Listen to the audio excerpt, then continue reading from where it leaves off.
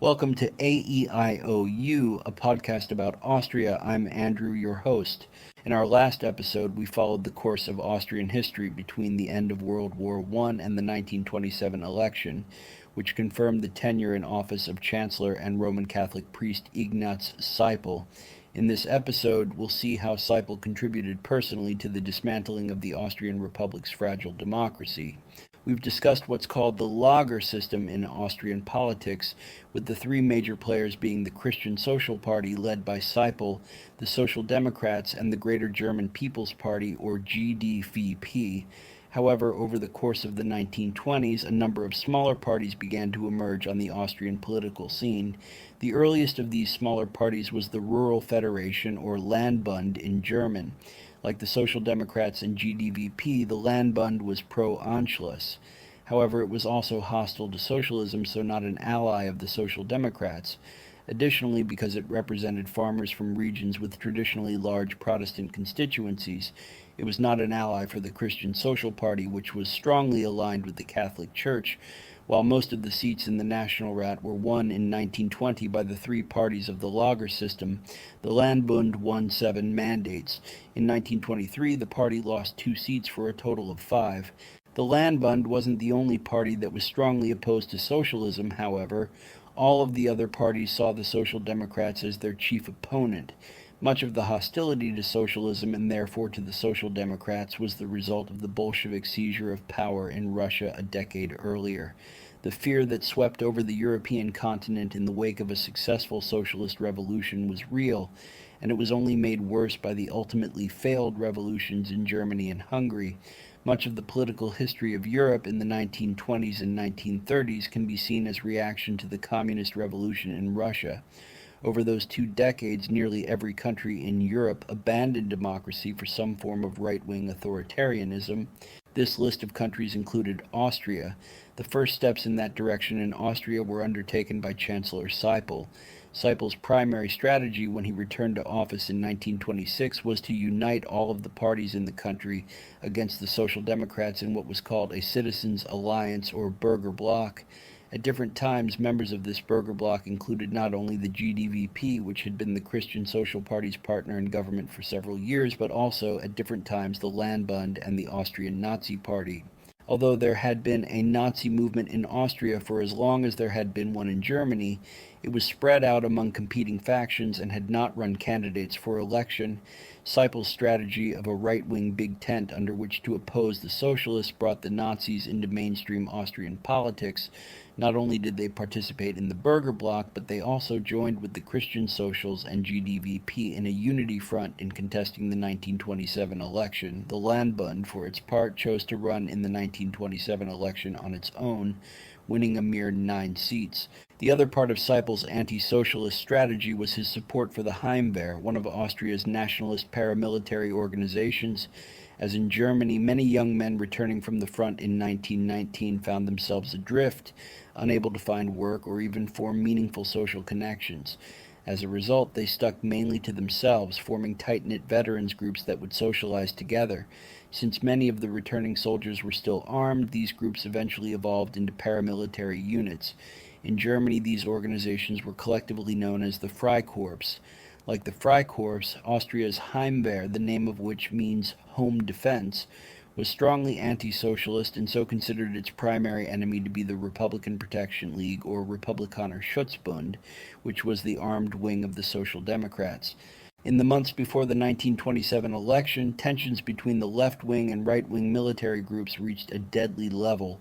On January 30th in Schattendorf, a town in Burgenland, members of a smaller right-wing militia, the Front Fighters Association of German Austria, opened fire on Republikaner Schutzbund members, killing 1 member as well as an 8-year-old boy. The following week, the funeral for the victims was marked by unions throughout the country declaring a brief, mainly symbolic general strike in solidarity with the fallen. The Front Fighters Association members responsible for the murder were arrested and a trial was planned. However, the trial itself would not happen until July, 2.5 months after the election. When the trial began in July 1927, the men who were arrested were defended by Walter Riehl, one of the leaders of the Austrian Nazi movement. After a 9-day trial, the men were acquitted, with the jury having believed their claim of self-defense. As a result of the verdict, another general strike was called, this one much more than symbolic. Not only did unions call for the strike as a means of bringing down Seipel's government, but masses of angry demonstrators took to the streets of Vienna, attacking government and police buildings and ultimately burning down the Palace of Justice.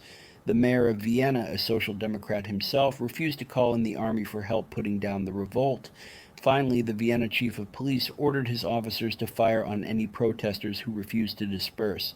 89 protesters were killed, as well as 5 police officers, but the protest was successfully suppressed. Seipel's response to events was to bring the Heimwehr into the Burger Block. In 1928, Seipel allowed the Heimwehr to march in the city of Wiener Neustadt, home of the Theresianum Military Academy. In the interest of fairness, Seipel also approved of a Republikaner Schutzbund march in the city. Remarkably, there was no violence at either march, but as the Heimwehr's public profile continued to grow, its fundamentally anti-democratic nature became increasingly apparent. Ultimately, Seipel's last year in office would be 1929, although he remained active in politics until his death in 1932. Another member of the Christian Socials, Ernst Streeruwitz, succeeded Seipel as chancellor in May 1929. 1929 was a momentous year not only in Austria but around the world because of the stock market crash in October and subsequent worldwide economic depression. Earlier in the year, Austria's constitution was amended to give the president more powers than previously and to have the president be elected by popular vote. This constitutional reform had been championed by the political right, particularly the Heimwehr, which sought to invest a national leader with broader powers, as had been demonstrated in Italy by Benito Mussolini. Negotiations among different parties on how to amend the constitution were already underway when Streeruwitz became chancellor. After only a few months in office, Streeruwitz faced his first major challenge when the Heimwehr and Republikaner Schutzbund again marched in the same city, this time St. Lorenzen in Styria. Unlike when Seipel was chancellor, violence broke out this time and 3 people were killed.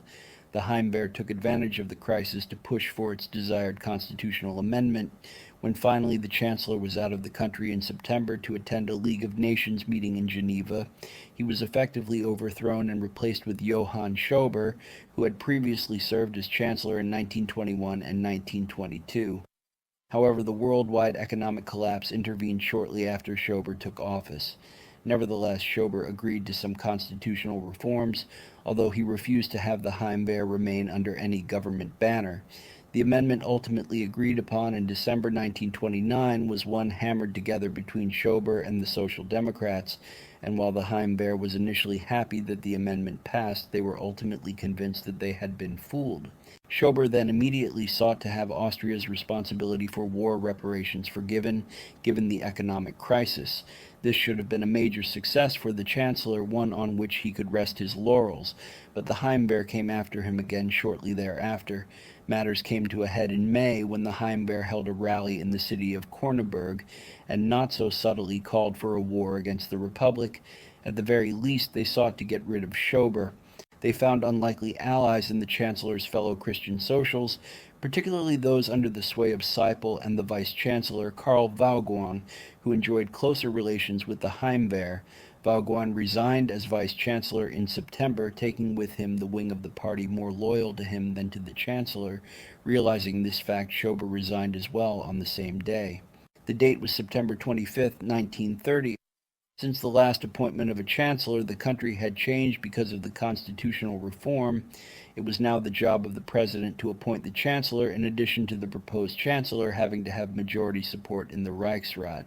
The sitting president, Wilhelm Miklas, took advantage of his new powers to appoint a government of the Christian Socials and the Heimwehr together. Vaughan would be the chancellor, Seipel would return to government as foreign minister, and Ernst Rüdiger Starhemberg, head of the Heimwehr, would be interior minister. However, the National Rat refused to ratify the appointments, and the president called for elections, yet another of his new powers. For the first time since the days of the Republic of German Austria, the Social Democrats won the election, taking 41% of the vote and 72 seats in the National Rat. The Christian Socials, standing alone without any allied parties, finished second with 36% and 66 seats. The GDVP and Landbund joined forces to contest the election and won 12% and 19 seats. Finally, Starhemberg led the Heimwehr into the electoral contest, and a newly inaugurated party, the Heimat Bloc, entered the National Rat with 6% of the votes and 8 seats. The Nazis and a Landbund faction that refused to join with the GDVP failed to win any seats. Despite being the largest party, the Social Democrats would not be able to form a government, as none of the other parties would join them in a coalition. Thus, President Miklas appointed Otto Ender, a Christian social and former head of the upper house of Austria's legislature, to be the next chancellor. Like his immediate predecessors, however, Ender would not last long.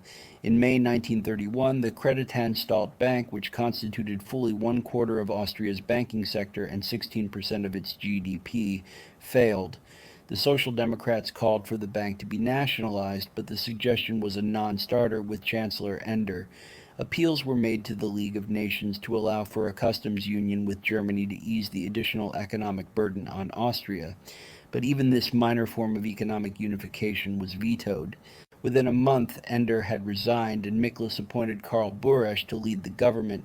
Buresch formed a government of Christian socials and the GDVP, but the financial crisis only worsened. During Buresch's term, a Heimwehr leader from Styria attempted his own march on Vienna in emulation of Mussolini's march on Rome, with the intention of demanding the reins of government. However, the rest of the Heimwehr refused to go along, and the coup attempt failed.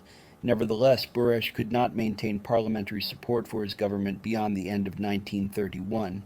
He lasted another 5 months in office before resigning in May 1932. It fell to Miklas yet again to appoint a new chancellor. Since Seipel's resignation in May 1929, the country had had 5 chancellors, and none had lasted longer than 1 year and 4 days in office. Who would he appoint next? There was no question that it would be another member of the Christian Social Party, like the president himself. The ideal candidate would be someone who was an opponent of Anschluss and thus a proponent of Austrian independence.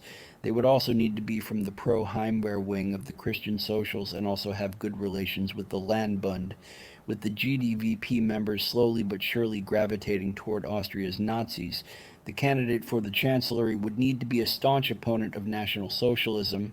In Miklas's viewpoint, one man fit that bill. He was devoutly Catholic and so an opponent of the Nazis. But he was also the Minister of Agriculture and Forestry and so had strong contacts within the farming community, from which the Landbund drew its power. He even had decent relations with the Heimwehr. His name was Engelbert Dollfuss, and he would be the next chancellor. We'll end here for this episode and pick up with Dollfuss next time. Thanks for listening.